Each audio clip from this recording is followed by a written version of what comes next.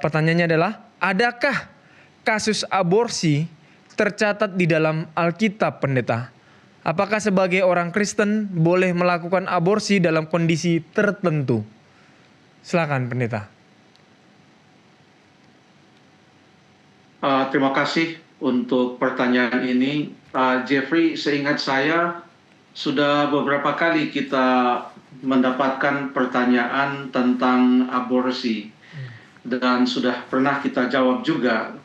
Untuk itu tidak akan kita kupas panjang lebar, tapi saya mau menanggapi pertanyaan yang pertama dari pertanyaan tadi, yaitu apakah kasus aborsi tercatat di dalam Alkitab.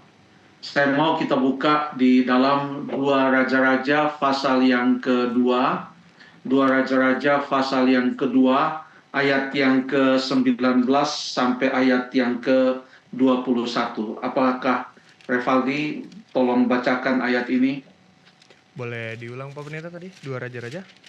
2 Raja-Raja pasal yang kedua, ayat yang ke-19 sampai ayat yang ke-21. Baik, 2 Raja-Raja pasal yang kedua, ayat 19 ya. 2 Raja-Raja 2 ayat 19 sampai 21.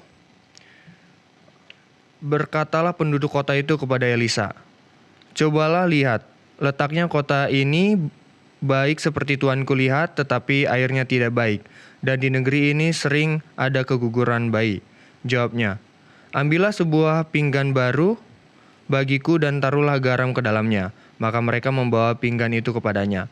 Kemudian pergilah ia ke mata air mereka dan melemparkan garam itu ke dalamnya, serta berkata, "Beginilah firman Tuhan, telah kusehatkan air ini, maka tidak akan terjadi lagi olehnya kematian atau keguguran bayi." Terima kasih untuk bacaan Alkitabnya. Ada cerita di dalam Alkitab bahwa terjadi keguguran bayi. Yang diceritakan di sini adalah keguguran bayi, bukanlah pengguguran bayi. Jadi bayi itu gugur dan bukan digugurkan.